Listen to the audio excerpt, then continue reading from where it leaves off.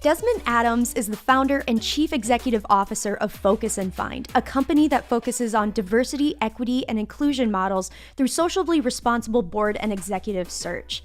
He is also the author of D&I Has Died, which I will let him shed more light on in this conversation. Desmond, I am looking forward to learning more about the history of your company and your book. Excellent. Thank you so much for having us today, Caitlin. So let's get into my first question. So tell us more about Focus and Find. Focus and Find is a company that was founded in 2017. It has been coming for years, and it is really focused on helping major companies and companies drive a more inclusive workforce. Create it, develop it, manage it, more of an inclusive workforce. And we do that through recruiting. We do it through consulting, education, and training. Fantastic. So then where are you based? We currently are based, our corporate base is out of Des Moines, Iowa. However, we have remote offices around the nation. Absolutely. Okay. So then what gave you the idea to start your business? I've been in retained executive search since roughly 2004, 2005. I think it was 2005. However, when I had the pleasure of running for office years ago, I had the chance to really talk to my neighbors as well as colleagues and owners and CEOs in the business community. And I found that there was a really strong disconnect, as we all know, through trying to create an inclusive workforce. And so I wanted to use our talent to say, hey, let's drive a way.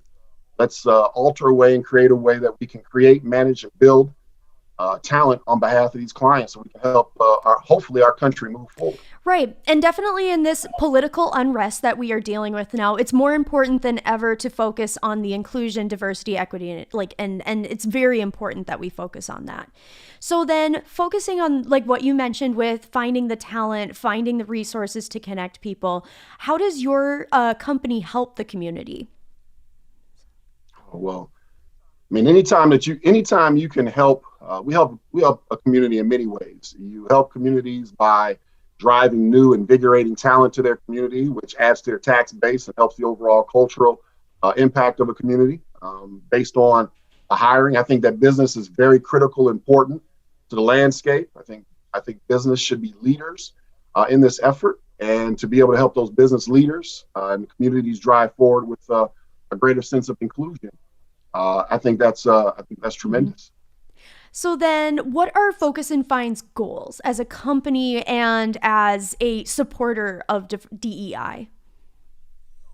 And that's a really broad question, Caitlin. What I would like to sort of narrow that down a little bit. I would say that, our goals are pretty simplistic, and it's going to be how can we drive the absolute best result for our clients, helping communities and helping candidates achieve something that, quite frankly, hasn't been mastered. And, and ultimately, hopefully we can make history along the way by making this an even better place for us all to live. So then through your experience, you have gleaned all this information over time, and I want to congratulate you on writing a book, a complete book. It is a lot of work. So congratulations on that. And then with that note, tell us more about D&I Has Died and how it relates to business and startups.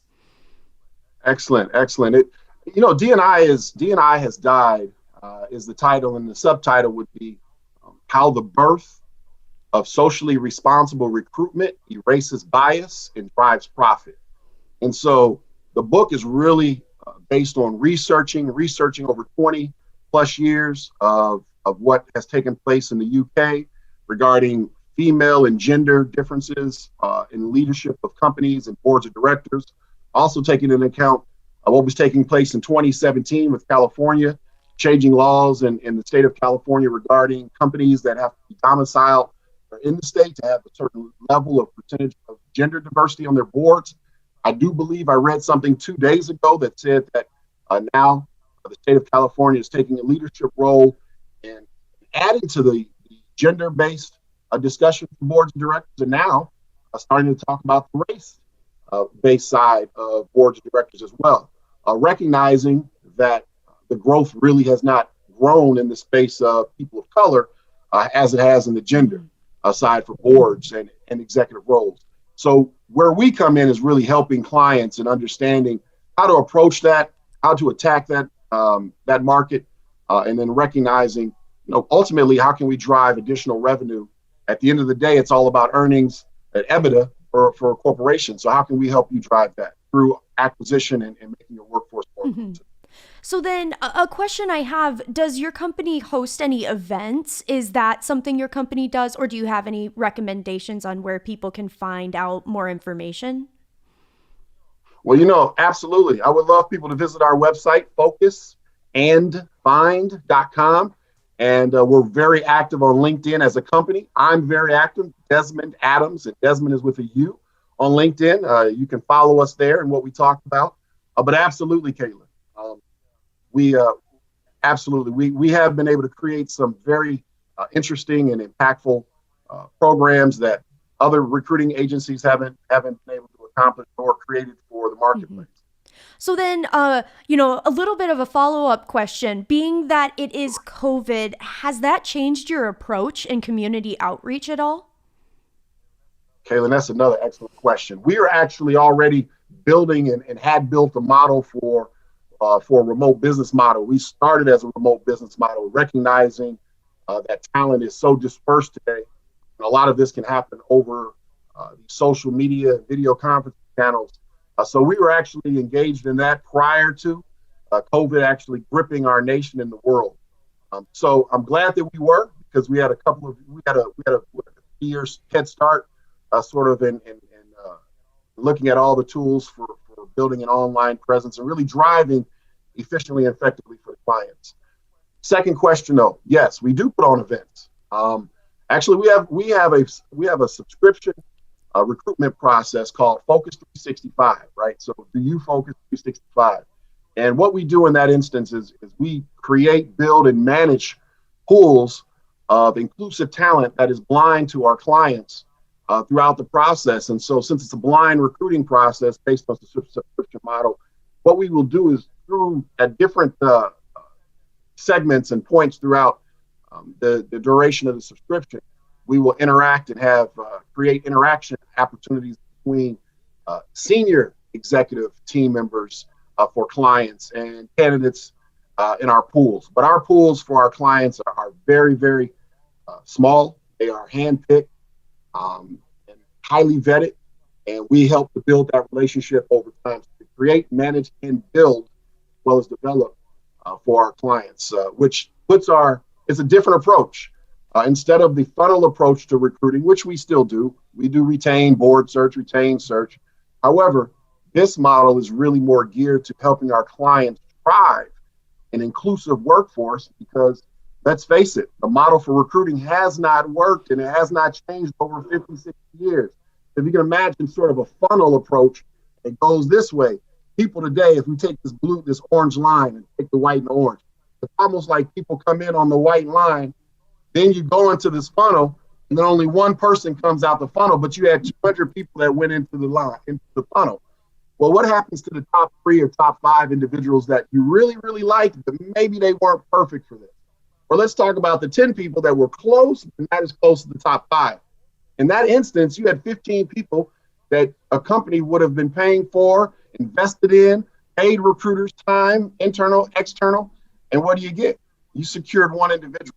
So it's sort of like the model of, I would like to use more of like a Native American model in the old days when they hunted, right? When they would hunt the buffalo and they would harvest the buffalo, they wouldn't harvest the buffalo for one body organ, right? They're not going to harvest it just to eat the heart.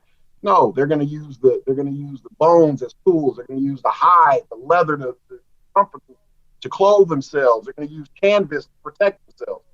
So we created Focus 65 to do exactly that for clients. Instead of only focusing on that one hire, which you will also get, let's focus on building the relationships with the others, because you know that you have more hiring needs that are coming in the future. You also know that there's going to be things that pop up. And that's how you build a relationship, so that you can eliminate the void of an inclusive workforce. And at the same time, because it's a blind process, what it does is it eliminates some of the pointing fingers between groups of who got here, why they're here. No, everyone is here because they earned the right to be here. And by driving through our process, it helps to make a far better working environment and one that is a lot more financially successful, according to research. Absolutely. So then my kind of follow-up question, so you said it's a blind process. Just because I'm not completely sure, do you show the resume and then is there like no picture assigned? Could you tell me more about what you mean by blind process? Absolutely, Caitlin.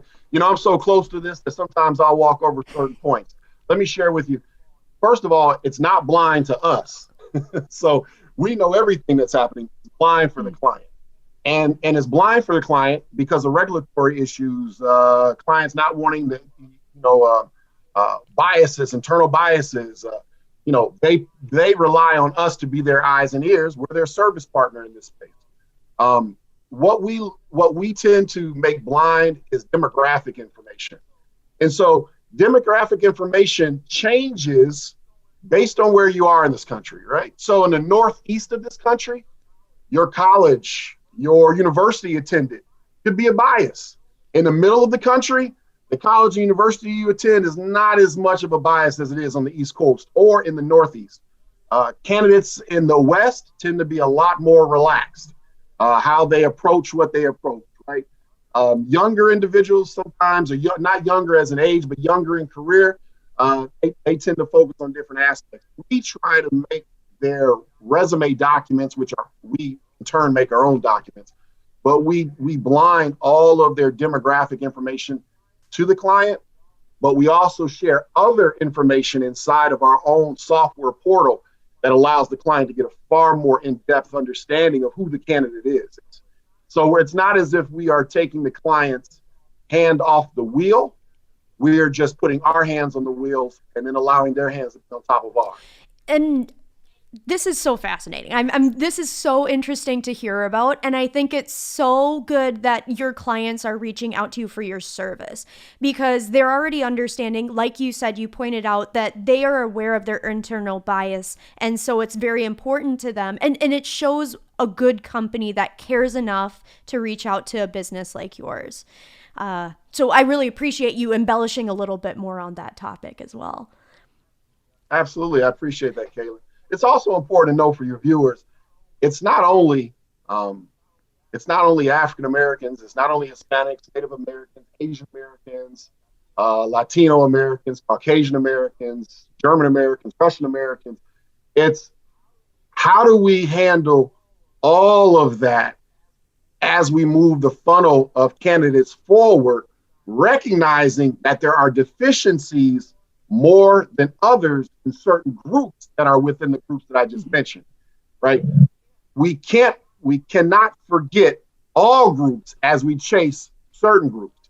But I do absolutely, I absolutely am a big proponent for creating, focusing on a system that can help drive inclusion and that can protect clients and candidates from personal and professional biases. That's ultimately, and not allowing it only to be an AI or machine learning, but human beings driving that. And that's what we do. Absolutely. So then my question then is looking back at the very beginning of this, of your business. So did you start this on your own? Did you come up with this idea for a business on your own? Or did you have, you did? Okay. So tell me more about that. Tell me about that thought process, how you came to realize I need to do this. I need to donate my time and energy to this thought. There was in 2008, 2007, 8, or 9, one of those 3 years, I had a client under a different company at the time that was, I believe, the second largest global food manufacturer at the time. And after executing a retained search for them for a senior lobbyist in Washington, D.C., they asked they asked a question similar to a commercial. If you remember, there was a commercial for, I believe it was Kohler, where someone took a faucet, put the faucet on the table, and then looked at the architect across the table and said, I would like you to build a house around this faucet. Well, It was very similar for this client, second largest global food manufacturer. They said, Desmond, we would like you to create a way for us to marry the candidates and not date candidates. That's literally what they said. I'll translate that. We are so transactional today. Is there a way for us to build a relationship for when we need the relationship, not just when we need the transaction, and then it's not as authentic when we're engaging with these candidates, which is costing us money and we're losing candidates and it keeps going. And so from 2007, 8, 9, from that point to roughly 2016, I had the thought in my mind, I had created it. Back then, I called it the Passive Talent Development System, and I still have it, all that paperwork. But it really wasn't quite there yet. But I still didn't understand it, but I knew that this was what's going to really drive us tomorrow. But I had to wait on it. I had to allow it to catch up with us and catch up with society. And when it caught up with us was this COVID environment, where all of a sudden, life had changed and directions changed and things started, how do we do this different? And since we had been working on this concept, on and off, making it better since 2007, 8, or 9, by the time we launched the company in 2017, we had a head start. And so it just became a case of refining it, finding more value. We invest, Caitlin, in candidates. So we actually provide education and professional development while they're in these specific pools. There are things that we do to augment our clients in assisting and building, which ultimately is marketing for the clients as well. How you interact with the client, what you talk about, what you don't talk about, who you talk to, all of those things are marketing for the candidate. So that was a big driver for us. I'm very excited about that. In my opinion, and what I've been able to see, we're the only ones in the national marketplace with it. We call it Focus 365. That's registered trademark, right? You Focus 365, and that's a significant. I believe it's going to be one of the greatest disruptions that's coming in the recruiting industry. Mm-hmm.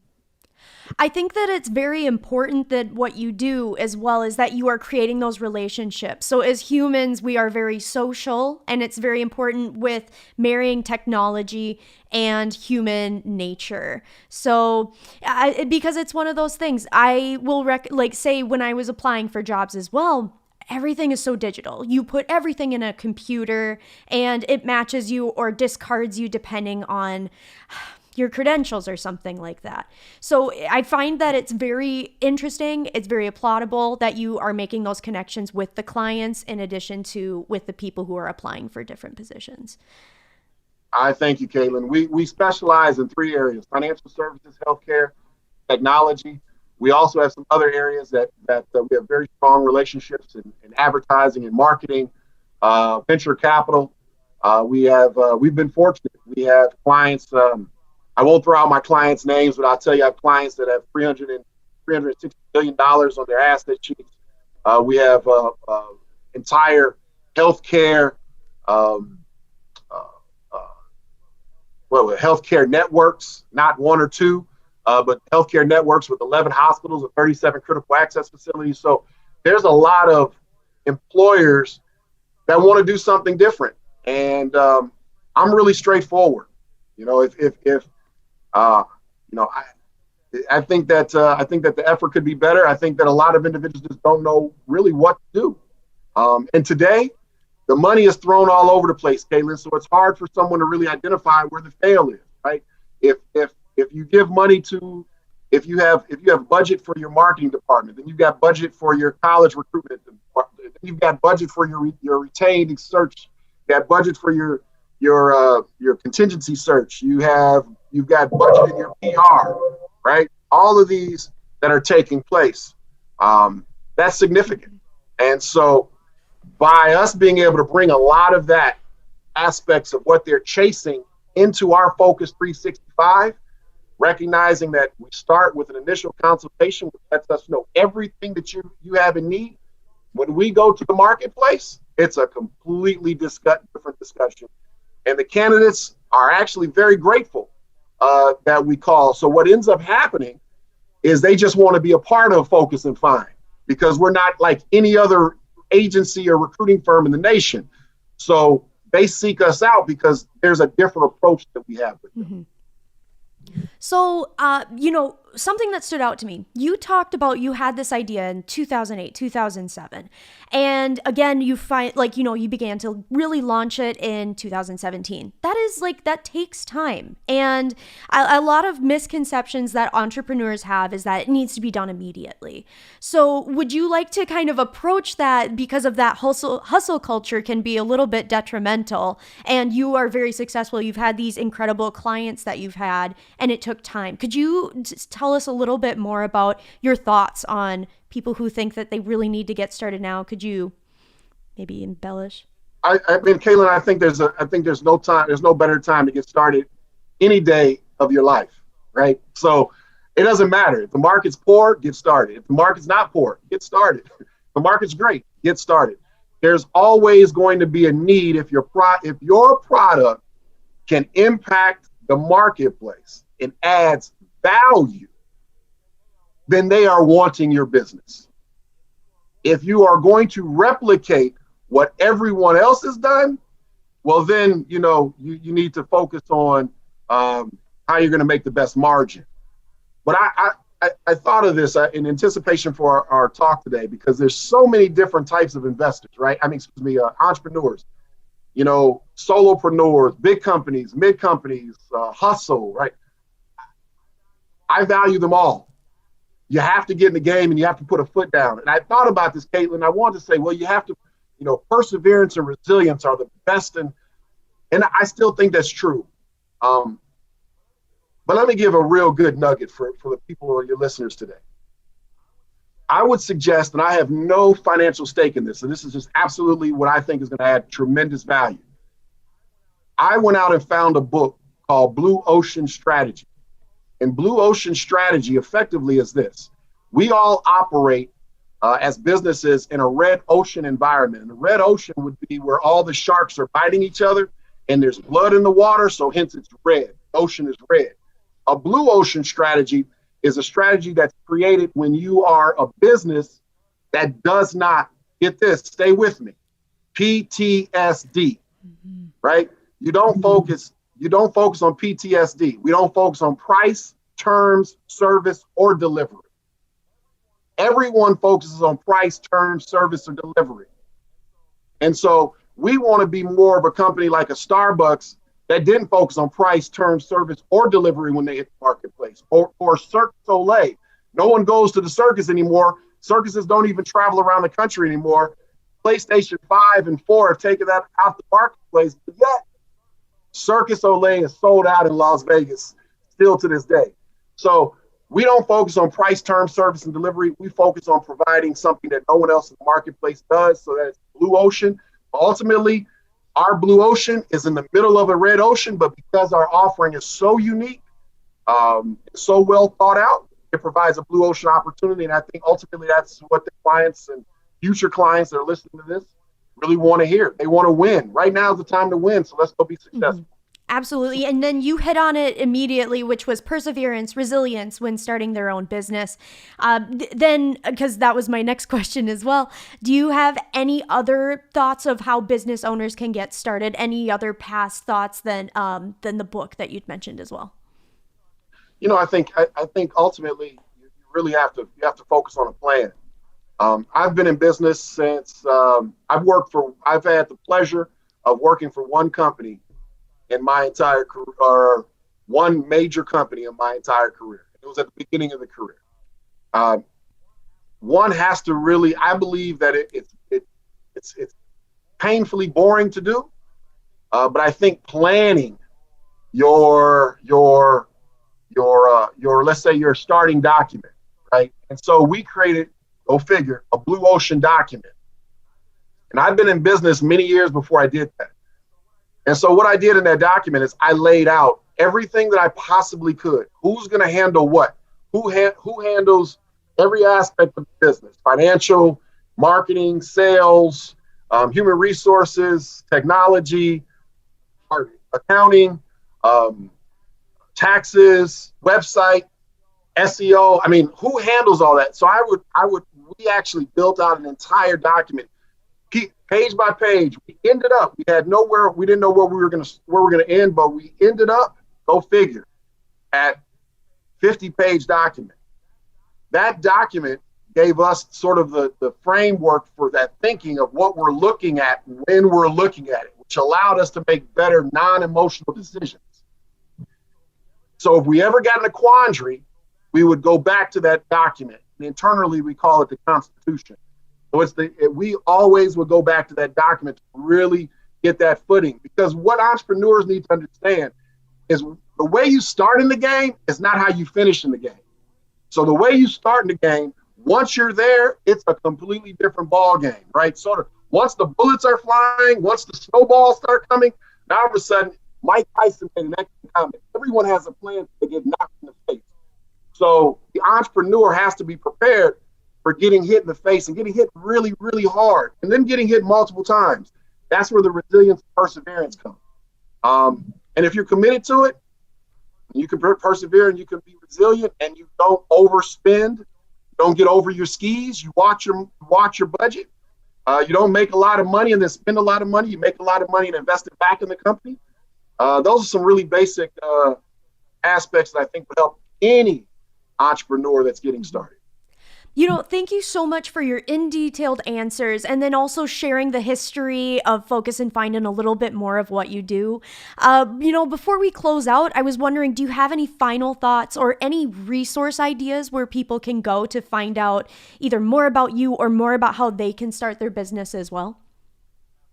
Absolutely. I think, they can learn more about the business, focusandfind.com. They can learn more about me at desmondadams.com.